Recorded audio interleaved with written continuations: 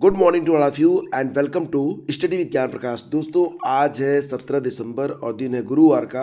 देखिए, 69,000 शिक्षक भर्ती में जो विवादित प्रश्न थे उसको लेकर अभ्यर्थियों ने सुप्रीम कोर्ट में जो याचिका दायर की थी, तो उस पर जो आदेश आया था उसमें ये कहा गया था कि उत्तर कुंजी से संबंधित सभी याचिकाओं को टैग कर 7 जुलाई 2020 को लखनऊ हाई कोर्ट की डबल बेंच को निर्देश दिया गया कि विवादित प्रश्नों की जांच कर 2 माह के भीतर उत्तर कुंजी के मामले को जल्द से जल्द निस्तारित किया जाए। लेकिन 4 महीने बीत गए, इसके बाद भी कोई फैसला नहीं आया है। तो अभ्यर्थियों ने मांग की है कि 69,000 शिक्षक भर्ती अब जब अंतिम दौर में है तो उत्तर कुंजी में विवादित प्रश्नों पर जल्द से जल्द कॉमन अंक देने की बात यहाँ पर कही गई है। तो 69,000 शिक्षक भर्ती की लिखित परीक्षा के विवादित प्रश्नों पर कॉमन अंक देने की मांग को लेकर प्रभावित अभ्यर्थियों ने बुधवार को परीक्षा नियामक प्राधिकारी कार्यालय के बाहर प्रदर्शन किया और सचिव को ज्ञापन सौंप कर इस पर जल्द कार्रवाई की मांग की है। अभ्यर्थियों का कहना है कि 69,000 शिक्षक भर्ती की अंतिम उत्तर कुंजी में विवादित 4 से 5 प्रश्न ऐसे हैं जिनके 2 से अधिक उत्तर हैं। तो ये जो 4 से 5 प्रश्न जिस पर 2 से अधिक उत्तर सही हैं, तो उनको जो है कॉमन अंक देने की बात यहाँ पर कही गई है और इसके लिए सचिव को जो है ज्ञापन भी सौंपा गया है। दोस्तों, ये निर्णय अगर हो जाता है तो निश्चित रूप से बहुत सारे अभ्यर्थी हैं जो कि अपनी कट ऑफ यानी कि जो कट ऑफ लगाई गई है 60 और 65% की, तो वो लोग जो इसके अभी बाहर है थोड़े से, वो इसके ऊपर भी जा सकते हैं। और टीजीटी के रिक्त पद 20 जनवरी तक भरे जाएं, ऐसा हाईकोर्ट ने कहा है। मामला यहाँ पर 2013 से संबंधित है। तो 2013 के बचे हुए पदों को 1 माह में भरने का निर्देश दिया गया है। कोर्ट ने शिक्षा निदेशक माध्यमिक को चेतावनी भी दी है कि यदि आदेश का पूरी तरह से पालन नहीं होता है तो उनको 20 जनवरी को अदालत में हाजिर होना होगा। यह आदेश न्यायमूर्ति वी.के. बिरला ने दिवाकर सिंह की अवमानना याचिका पर दिया है। कोर्ट नाराजगी जताते हुए कहा है कि कई बार निदेशक को समय देने के बावजूद उन्होंने आदेश का पालन कर हलफनामा तक दाखिल नहीं किया है। हालांकि सरकारी अधिवक्ता ने आदेश का पूर्णतया पालन करने के लिए 2 माह का समय मांगा है। इस पर कोर्ट ने कहा कि पहले भी समय दिया गया है और आदेश का पालन नहीं किया गया। आदेश का पालन पीस मील यानी कि टुकड़ों में किया जा रहा है। कोर्ट ने 1 माह में आदेश का पालन कर हलफनामा दाखिल करने का समय दिया है और कहा है कि हर हाल में अक्षरशः आदेश का पालन होना चाहिए। और दोस्तों, आप लोगों को एक सूचना मैं देता हूं अपनी ओर से कि जो लोग टीजीटी पीजीटी 2020 के विज्ञापन का इंतजार कर रहे हैं उनके लिए अच्छी खबर ये फ्रेंड्स कि ये जो विज्ञापन है ये इसी महीने के तीसरे सप्ताह तक जारी होने की सूचना प्राप्त हो रही है, यानी कि दिसंबर 2020 के 3rd वीक तक आपको मिल जाएगा। यानी कि ये विज्ञापन आपको नियर अबाउट 24 के बाद देखने को मिल सकता है, 24 के आसपास देखने को ये मिल सकता है। हालांकि पदों की संख्या वही रहेगी लेकिन बायोलॉजी इसमें इंक्लूड रहेगा और भी जो बदलाव होंगे उसके बारे में हम आपको सूचित करते रहेंगे। देखिए, बहुत अधिक भ्रमित होने की आपको आवश्यकता नहीं है। ये जो वैकेंसी आई थी ये इसी माह में दोबारा आ जाएगी। परीक्षा जो है वो नियमानुसार ही होगा, यानी कि जैसा कि आप लोग जानते हैं कि जुलाई से पहले पहले पूरा काम कंप्लीट कर लेना है भर्ती वगैरह का। तो हर हाल में ये जो परीक्षा होगी वो अप्रैल में ही हो जाएगी। तो आप जो अपनी तैयारी करते रहो, ठीक है। आवेदन तो जब होगा तो आप तुरंत कर लोगे, कोई दिक्कत नहीं होती है। मिला जुला के 1-2 घंटे का समय लगता है आवेदन करने में। तो इस पर बहुत अधिक फोकस मत करो, सबसे अधिक फोकस करो कि आपकी जो स्टडी है वो लगातार चलती रहे। सुपर टेट और टीजीटी के लिए प्रैक्टिस सेट अवेलेबल करवाए जा रहे हैं। कल के प्रैक्टिस सेट को बहुत सारे लोगों ने देखा और दोस्तों बिल्कुल एनिमेशन और चित्र के साथ मैं देता हूं ताकि जो फैक्ट है, जो डेटा है, वो आपके दिमाग में बिल्कुल जाके छप जाए। तो आप लोग जितने भी प्रैक्टिस सेट आ रहे हैं उसको आप लोग देखते रहो। और दोस्तों, एसएससी सीजीएल की तैयारी अगर आप कर रहे हो तो आपके लिए एक बहुत ही गुड न्यूज़ है। एसएससी सीएचएसएल की डेट जो 15 दिसंबर थी उसे बढ़ाकर 19 दिसंबर तक कर दिया गया है और उसके 2 दिन बाद यानी कि 21 दिसंबर से सीजीएल लेवल की, देखो जो सीजीएल होता है ना, इसमें स्नातक स्तर के लिए ही, जो लोग स्नातक हैं वही लोग इसमें आवेदन कर सकते हैं। पदों की संख्या काफ़ी अच्छी है और इसमें बहुत सारे बहुत अच्छे अच्छे पद होते हैं। लाइक एज एएओ का पद होता है, असिस्टेंट ऑडिट ऑफिसर का। इसके लिए तो शैक्षिक योग्यता जो है स्नातक चाहिए, साथ में सीए या एमबीए कास्ट अकाउंट या एमकॉम या मास्टर इन बिजनेस स्टडीज़ की डिग्री होनी चाहिए। इसके अलावा स्टेटिस्टिकल इन्वेस्टिगेटर ग्रेड 2 के लिए स्नातक की उपाधि चाहिए होता है। इसमें स्टेटिक का एक पेपर होना चाहिए और इसी प्रकार से कुछ अन्य जो इसमें पद होते हैं वो भी काफ़ी शानदार होते हैं। पूरी जानकारी आपको मिल जाएगी ssc.nic.in पर। 21 जनवरी से जो है, सॉरी 21 दिसंबर से इस पर आवेदन शुरू हो रहे हैं। तो इस पर जब नोटिफिकेशन होगा जो, उस पर हम डिस्कस कर लेंगे। नोटिफिकेशन अगर आप डाउनलोड करना चाहते हैं, देखना चाहते हैं, तो आप हमारे टेलीग्राम चैनल पर आ सकते हैं, वहाँ पर आपको सारी जानकारी मिल जाएगी।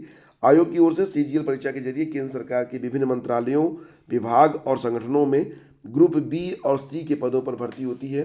प्रतियोगी परीक्षाओं की तैयारी करने वाले छात्रों को एसएससी की ओर से ये जो सीजीएल की भर्ती होती है, इसका काफ़ी इंतजार करता है। और हर साल बहुत बड़ी संख्या में जो अभ्यर्थी होते हैं वो सीजीएल के लिए अप्लाई भी करते हैं। परीक्षा में जो चयन होता है वो टीयर 1, टीयर 2 और टीयर 3 परीक्षा के बाद स्किल टेस्ट के माध्यम से होता है। इसमें कुल मिला के कई बार परीक्षाएं होती हैं और बहुत ही शानदार पद होते हैं फ्रेंड्स, इसलिए इसमें प्रतियोगिता भी काफ़ी अधिक होती है। लेकिन अगर एक बार आपने ये परीक्षा क्रैक कर लिया तो एक बहुत ही सम्मानित पद पर आप पहुंच जाते हैं। और दोस्तों इसी क्रम में आगे बढ़ते हैं, चलते हैं अगली न्यूज़ पर। न्यूज़ ये है कि जेई मेंस अब साल में 4 बार होगी। एनटीए ने इसकी तैयारी पूरी कर ली है। पहले ये परीक्षा केवल 2 बार होती थी, जनवरी और अप्रैल में, लेकिन अब शिक्षा मंत्री डॉक्टर रमेश पोखरियाल निशंक ने कहा है कि बुधवार को परीक्षा कार्यक्रम घोषित किया है। उन्होंने कहा कि यह फैसला विद्यार्थियों के सुझाव पर ही लिया गया है और अब पहले सत्र की जो परीक्षा होगी वो 23 से 26 फरवरी के बीच होगी। आगामी सत्रों की तारीख भी घोषित कर दी गई है। तो अब ये जो परीक्षा होनी है जेई मेंस की, वो साल में अब 4 बार करवाई जाएगी और ये बहुत अच्छी बात है दोस्तों। और रेलवे रिक्रूटमेंट बोर्ड के बारे में बात करें तो 28 दिसंबर से एनटीपीसी की परीक्षा शुरू हो रही है, स्टेज 1 की। इसके लिए आपको जो है पूरी सूचना rrbcdg.gov.in पर अवेलेबल रहेगी। इस पर आप एग्ज़ाम सिटी और एग्ज़ाम डेट की जानकारी प्राप्त कर पाएंगे। और जैसा कि आप लोग जानते हैं कि परीक्षा का आयोजन 28 दिसंबर से होगा, तो परीक्षा में शामिल होने के लिए उम्मीदवारों के जो एडमिट कार्ड होंगे वो नियर अबाउट जो है आपको 20 के बाद ही मिलेंगे। हालांकि 4 दिन पहले जारी किए जाते हैं, लेकिन आपको जो है ये एडमिट कार्ड 20 से 23 के बीच में देखने को मिल जाएंगे, ऐसी सूचना इस बार प्राप्त हो रही है। दोस्तों एनटीपीसी स्टेज 1 परीक्षा में 3 सेक्शन होंगे। एक तो जनरल अवेयरनेस होता है, तो इसमें करंट अफेयर्स के प्रश्न पूछे जाते हैं और स्टडी जीके के, मैथ्स और जनरल इंटेलिजेंस और रीजनिंग के भी प्रश्न इसमें पूछे जाते हैं। जनरल अवेयरनेस सेक्शन में 40 प्रश्न होते हैं, मैथ में 30 प्रश्न और रीजनिंग में 30 प्रश्न होते हैं। प्रश्नों के लिए 1 अंक निर्धारित होता है। 100 प्रश्नों के लिए कुल 100 अंक और 1.5 घंटे का समय मिलता है। जो दिव्यांग उम्मीदवार हैं उनके लिए 2 घंटे का समय मिलता है। परीक्षा में नेगेटिव मार्किंग भी होती है। और दोस्तों अगर आप पीएचडी करना चाहते हैं तो इसकी तैयारी आप फटाफट कर लीजिए, क्योंकि आने वाले समय में पीएचडी काफ़ी जो है डिफ़िकल्ट होने जा रही है। विश्वविद्यालय अनुदान आयोग यानी कि यूजीसी ने बताया है कि नया नियम यानी कि minimum standard and procedure regulation को लागू कर दिया जाएगा। तो इसके लागू होने से केवल नैक से जो ए ग्रेड प्राप्त विश्वविद्यालय हैं उनसे ही पीएचडी की जा सकेगी। इसके अलावा टॉप 100 की रैंक में शामिल विश्वविद्यालय ही पीएचडी की प्रवेश परीक्षा का आयोजन कर पाएंगे।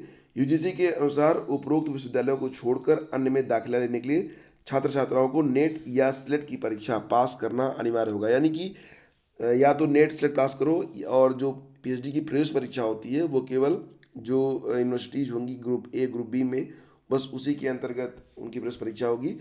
बाकी में जो अभ्यर्थी पीएचडी करना चाहेंगे तो उनको नेट या स्लेट पास करना होगा। यूजीसी ने अपने इस प्रस्ताव के तहत सेंट्रल यूनिवर्सिटी के साथ राज्य और प्राइवेट विश्वविद्यालयों को 3 श्रेणी में बांट दिया है।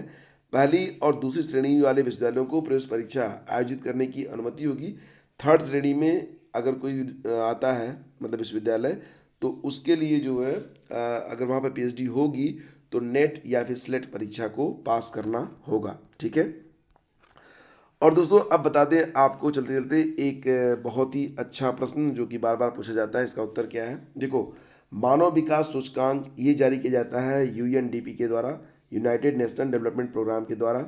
2019 में भारत की जो रैंक थी वो 129 थी।